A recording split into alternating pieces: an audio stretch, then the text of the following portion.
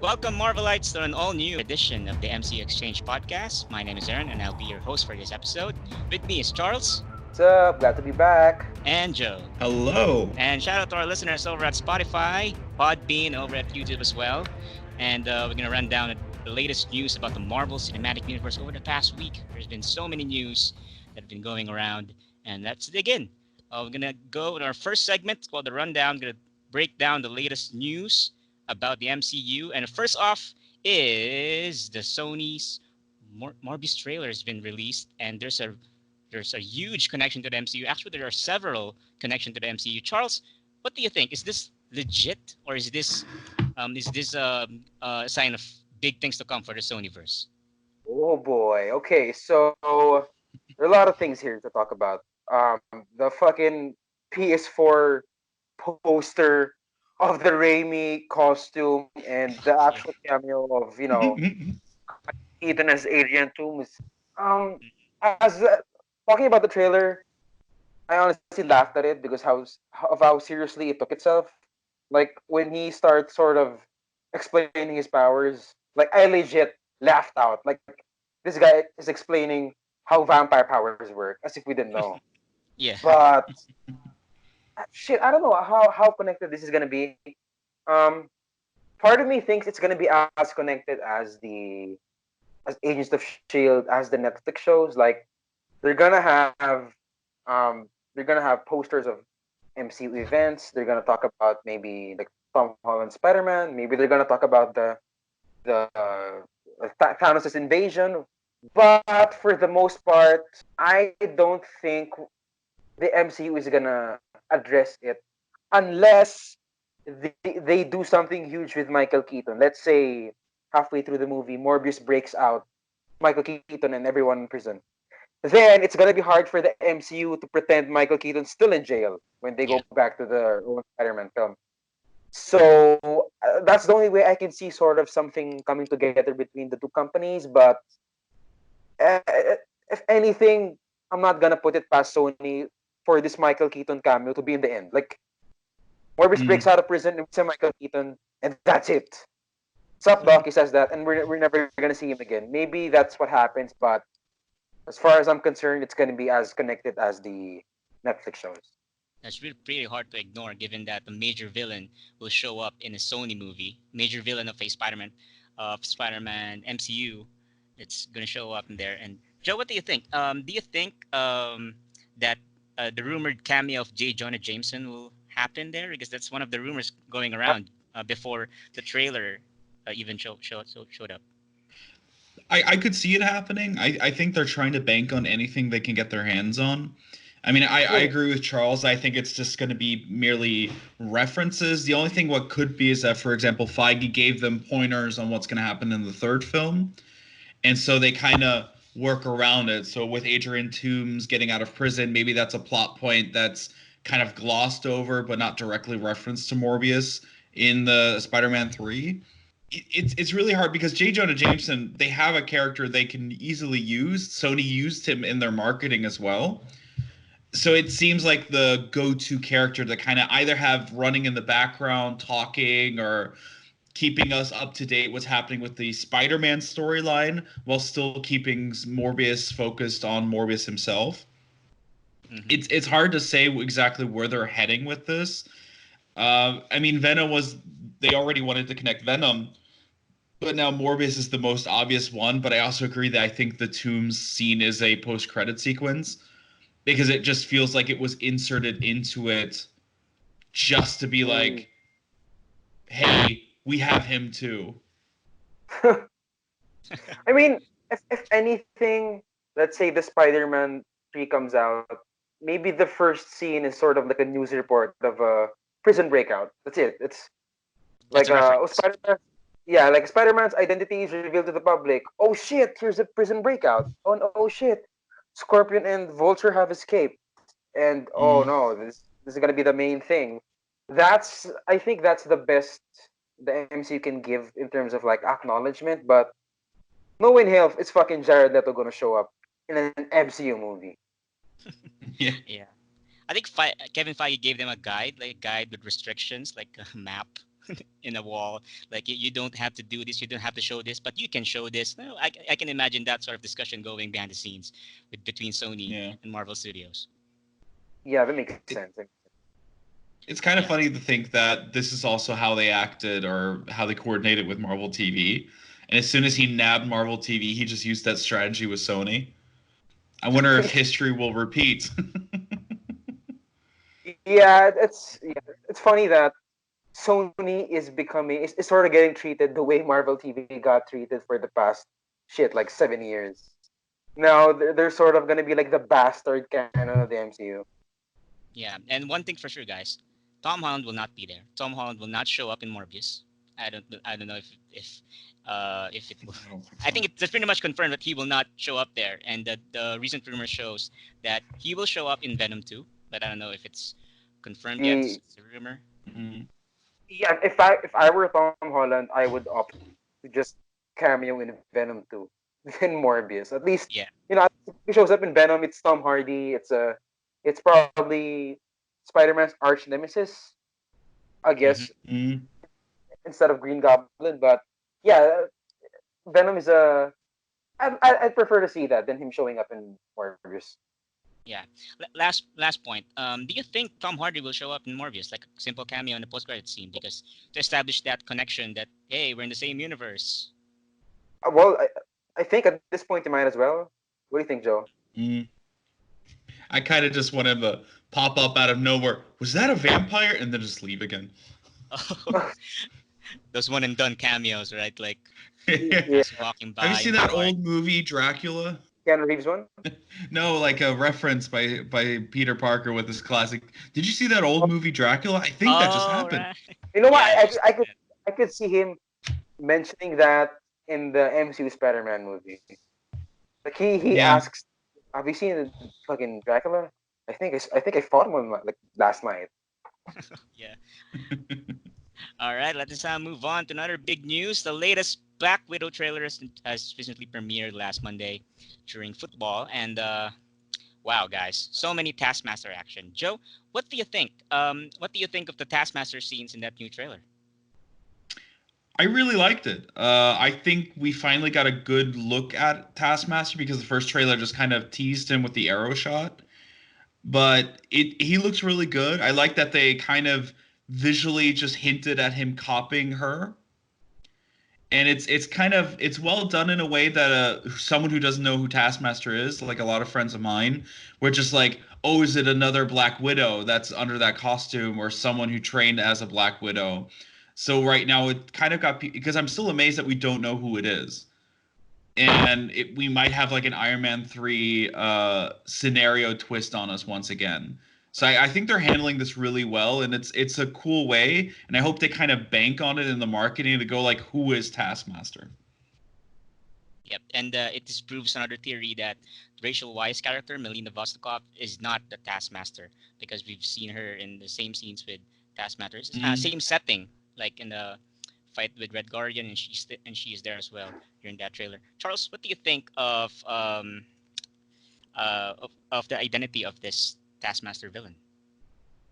Yeah, it's hard because I have some knowledge I can disclose on the record Hmm. on Taskmaster's identity, at least who this character is not. Like, there's a lot of theories, like you said, about Taskmaster being Rachel Weisz, and it's like there are guesses that he's gonna be the obviously missing cast member from any of these promotional shots, which is OT Fagbende. Oh He yeah. was in Comic Con. They showed him out. He was Hmm. introduced as Mm. Mason, as someone sort of, I guess, Natasha's old flame, sort of like a micro sort of character in Punisher, where he's sort of the go-to person for weapons and for weaponry and stuff. He's like the gadgets guy. He's sort of the missing piece. So I mean, obviously, Oh. if you get two and two together and make a good guess that it might be him, I think it Hmm. makes sense that it's him. But for Mm. the most part, like I should probably just share this after we wrap this podcast. But I I specifically heard the specific scene about how Taskmaster gets introduced, and it's pretty. It sort of sheds light on, oh shit, I wonder who this guy is under the mask. So I guess that's all I can say about what I think or who I think Taskmaster is. And there's been running rumors around Twitter that the Taskmaster mask is similar to an Ultron design mask, and that Mm. I have this running theory that he might, but I'm not saying that he is. He might be from Sokovia, and that's why he saw the Avengers fighting there, and but that's where he copied the fighting style of the Avengers. I don't know. It's just pure speculation at this point. What do you think, Joe? I mean, the cool thing what they could do is that we know that Zemo was part of this Sokovian army. He was Mhm. Yeah. like the general of it. So what they could do instead of him being a shield agent, that he is one of one of Zemo's own soldiers who just was specialized in copying abilities. So they could play around with it. I wouldn't be surprised if he just repurposed an Ultron mask. It looks a little funny with the he has the skull teeth but like the goggles, so Yeah. it's a interesting combination. But I Yeah. kind of like the theory to play around with to give him some more connections to what's happened in the past. But this does distinctly feel like a character that has some ties to Black Widow in a way. So I think that will be interesting how they explore that, and maybe if there even is an explanation why he has the skull mask. Because knowing Marvel, they always kind of at least explain some elements if it's plot relevant, let's say. Yeah. Well, I mean, I sort of like the idea of him Taskmaster possibly being one of Zemo's soldiers. I mean, it certainly lends itself to the fan favorite idea of Zemo starting the Thunderbolts down the Yeah. line. Like it makes sense if let's say that is the case. Taskmaster is a ex Sokovian Echo Scorpion skill squad member, Mm. and Zemo needs a new team, and he recruits him. It makes a lot of sense. With regards to the design, um, as much as I like sort of everything tying together, sort of everything being connected in like this Sokovian event inspired this character to do this. I think the design is just purely a Original. design. Yeah. Yeah, it's Mm, maybe there are like similarities. I mean, inevitably there are gonna be similarities in terms of character design in the MCU. I mean, in yeah, Marvel true. comics, it's gonna be overlapping. Oh, this character sort of looks like this, even though they have nothing to do with each other. But they're superheroes, so superheroes tend to look alike 50 years down their history. So I think Mm, it's just a matter, sort of, it's a similarity. That's it. But yeah.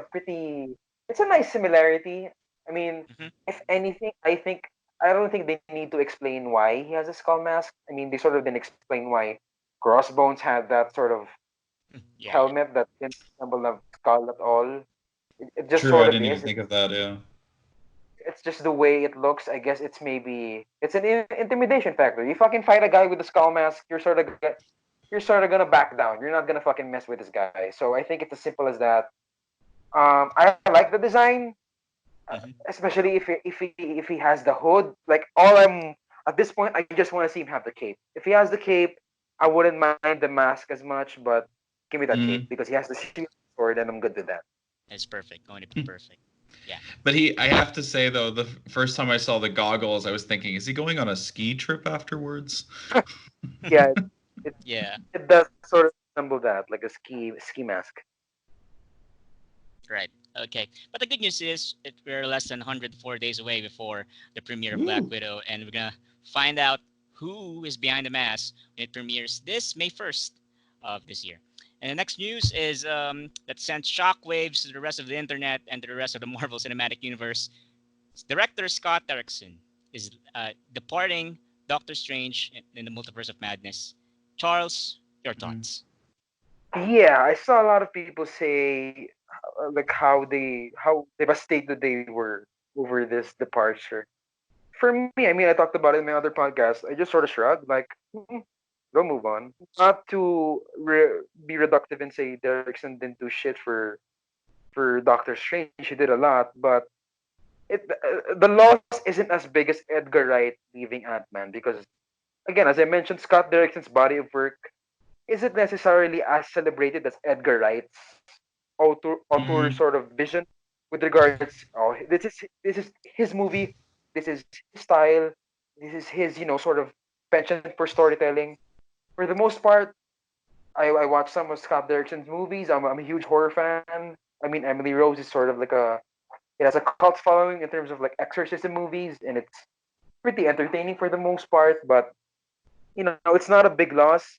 Like as my friend Charles said, the only vision you have to trust here is Kevin Feige's, and Mhm. no matter who's manning the ship in each MCU film, Kevin Feige is sort of there to steer where he needs it to go. So it's I guess it's a good thing and a bad thing that the MCU functions this way. But for the most part, we've seen Yeah. 23, 22 of success, and we got Endgame out of Kevin Feige's vision. So I trust him, and I'm pretty sure within the next couple of weeks we're gonna find out who's gonna take over because set to film just a couple of months. I mean it's for the internet it was a bit an easy attack point once again because the director left. And I think there was always this discussion. I agree. I think as long as Kevin Feige's behind the wheel, we still can trust that the story and where it's heading remains consistent. I'm sad to see Derrickson leave because he seemed really enthusiastic about bringing in more horror elements into the story.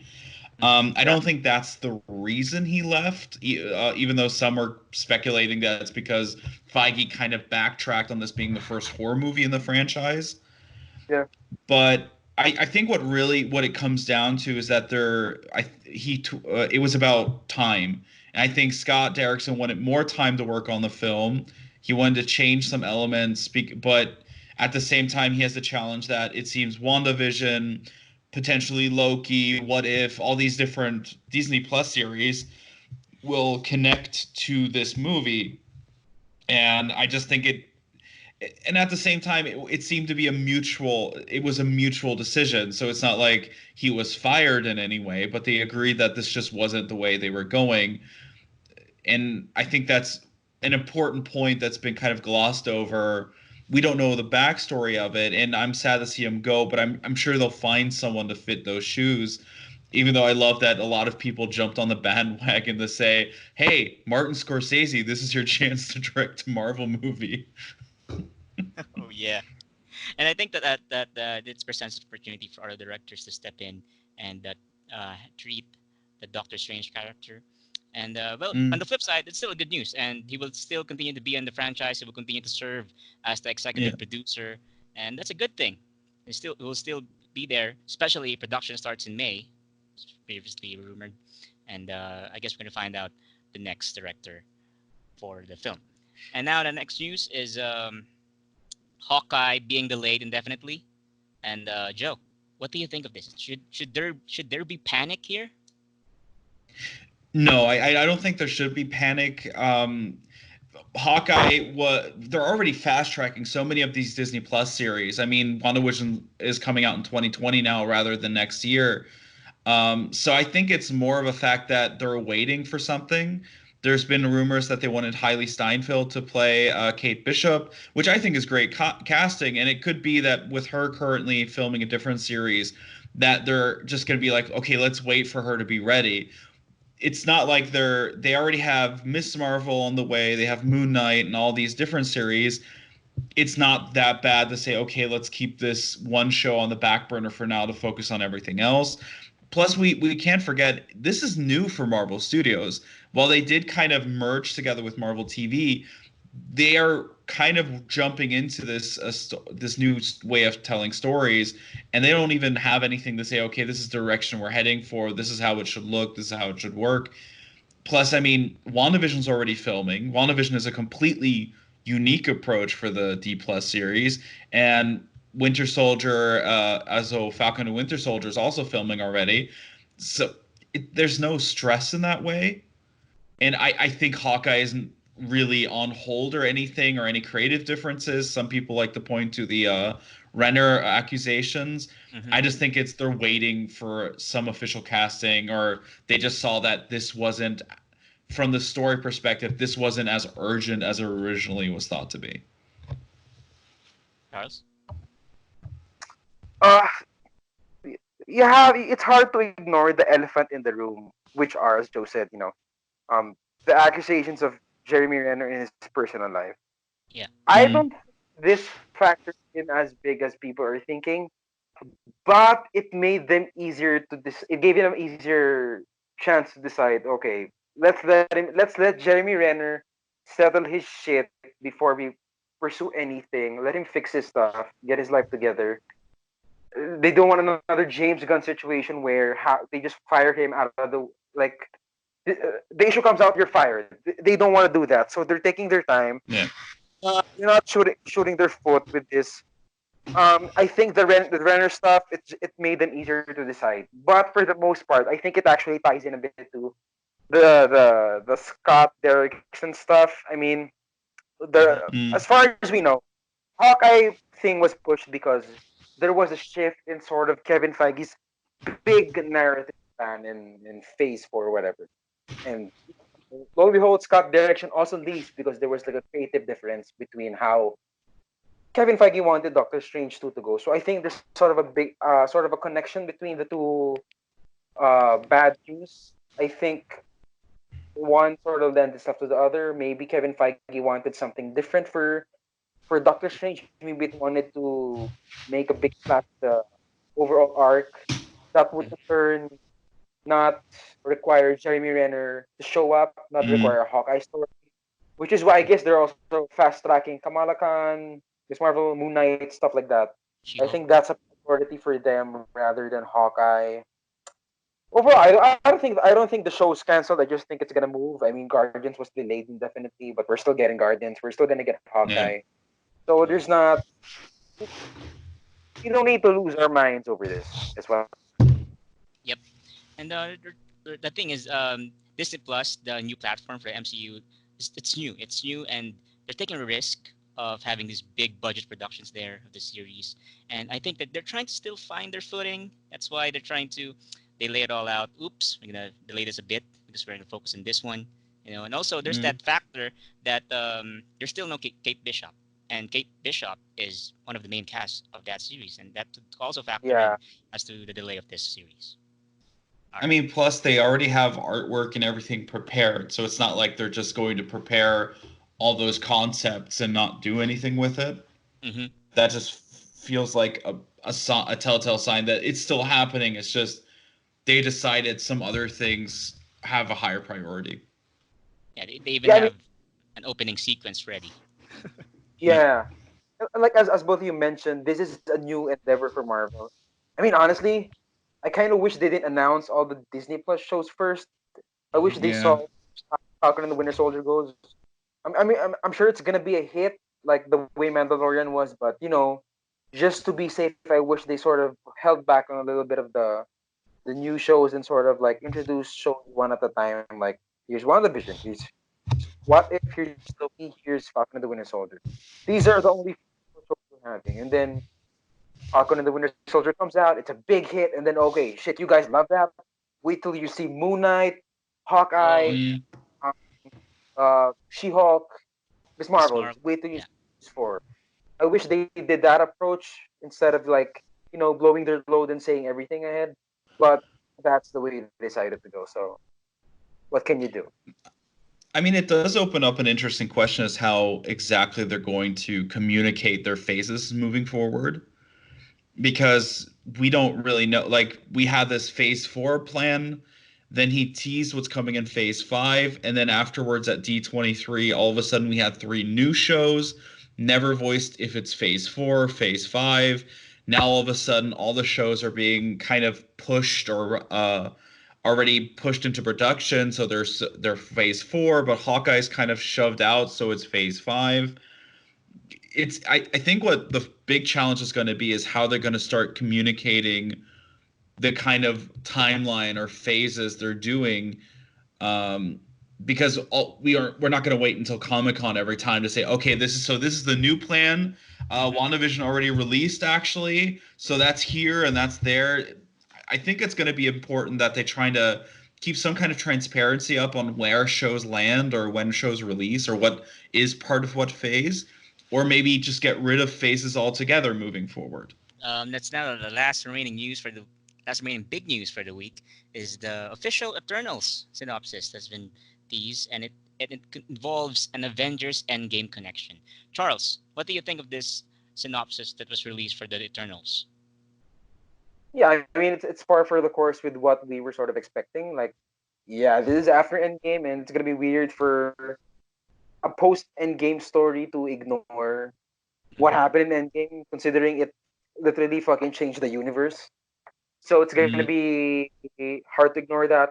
I am curious though if Endgame will be the actual catalyst of the maybe the surfacing of the deviants as we know in the synopsis. Maybe Thanos, maybe that Tony Stark snap did something to the universe that awakened the Celestials and the deviants. I wonder if that's sort of the connection they're gonna make. But for the most part, yeah, it makes sense. I wonder if it has to do with Thanos himself, because he has ties to Eternals and the Deviants in a way that it Mm-hmm. kind of forces them to realize, oh crap, we're kind of out there, even though they don't know the connection. So they try to scramble to, I don't know, I don't know, do some PR work. Hey, we're actually good guys. But or the Deviants at least see this as a way to, hey, we can come out and finally attack. The Earth is weak. They're still kind of getting over what happened, and they'll just use that opportunity. It's such a strange thing because we know that it's going to span pretty much the history of the MCU Yeah. before heroes were even a thing.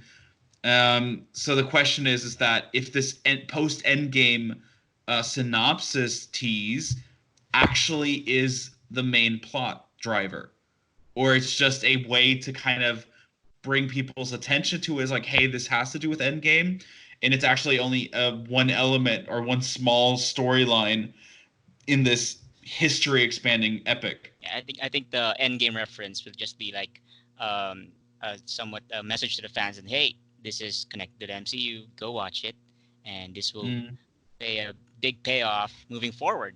And also, there's this set photos between Gemma Chan, Cersei, and Kit Harington's Dane Whitman or Black Knight, and it involves they're being attacked by an unknown threat, and I'd like to connect that thing here with the synopsis. It says in the synopsis that there is an unexpected tragedy that forces the Eternals to be out of the shadows. We know that Gemma Chan, Cersei, is the is the Eternal that will be out in the shadows like a normal person, like he is in no. normal Yeah, human clothes. And I think that unexpected tragedy would be no, not killing off Gemma Chan Cersei, but attacking her and then making her aware of oh no, the Deviants are here, they're alive and Mm, well, and they're going to attack. I must inform the other Eternals, and that's why the clash begins after that point. I just realized this now when Joe mentioned it. Like I fucking forgot. Thanos is a fucking eternal and a Yeah, deviant. Maybe I just realized this when Joe mentioned Thanos being the sort of the connection to Endgame. Maybe the fact that Thanos doesn't exist in the this sort of main MCU timeline as one of the earliest forms of Eternals and Deviants. Maybe that is sort of the catalyst for why the Deviants are back. Maybe, yo, you fucking killed our mm, own. You fucking killed Thanos. What the mm-hmm. fuck? Maybe that's the whole beef. He's like the only hybrid Eternal Deviant. So maybe I guess that's how it connects. Yeah, mm. like Thanos is a god to them, and they're like, hey, they killed our leader or something. Oh yeah, It's maybe yeah. revenge time. Yeah. All right. Those are the top five news of the week for the MCU, and now we're gonna move on to our new segments called the Exchange. Okay, it's really fitting since it's the MCU Exchange podcast. Here we're gonna talk about and dissect the latest rumor of the week, and at the end of the argument, we will either thumbs up or thumbs down if it's confirmed or not. First off is the Hulkling rumor. Yeah, that's Hulkling has been rumored to debut in one division, and there's a certain sword connection. First off, Charles, what do you think? Is this going to happen? Well, it certainly if it happens, it's gonna make fucking One Division the craziest fucking show Marvel will ever produce, next to maybe Legion. Like you're getting fucking Sword, you're getting Nightmare, Mm-hmm. you're getting the Twins, you're getting a sitcom, and now we're gonna get a Skrull. So if it's true, it's gonna be the biggest fucking thing ever. It's gonna be the most ambitious show Feige does. I mean, Yes. it makes sense because because one of Wanda's kids is in a relationship with Hulkling in the comics. But given that we only sort of know that they're gonna appear as kids and not as full on young adults, it's up in the air. But Mm. it's interesting because the sort of the casting call sort of says that it's a kid sort of hiding with swords. Is that correct? Did I get that Yes. correct? It's Yeah. Yeah. the casting call. The casting call for someone Requires named help from Peggy, sword. Yeah. yeah, who requires help from sword. So I don't know how this ties into the big picture. I mean, it's cool as a nerd to see Hulkling and sword be involved in the story in this capacity, but for the most part, I don't know what to make of him appearing, him mattering in the actual big story. Story. Yeah, the storyline. Mm. Joe, what do you think? I'll be honest. I don't know much about Hulkling outside of a few comics I read with Young Avengers, and I think it's a cool inclusion, especially because it teases more and more of this development towards a Young Avengers film or Disney Plus series, which is becoming just very evident with all these Young Avenger characters being introduced in different series or films. The thing for me is just the question: WandaVision is already such a interesting concept full of characters and now including sword, and it's really hard or difficult to say, will Hulkling as a character be nothing more than a cameo, just like a short moment where he runs in to kind of introduce us to this new organization, maybe add that it has ties to whatever Nick Fury's doing in space in the post-credit sequence from Far From Home, Hmm? or if he actually has any plot relevance in that regards.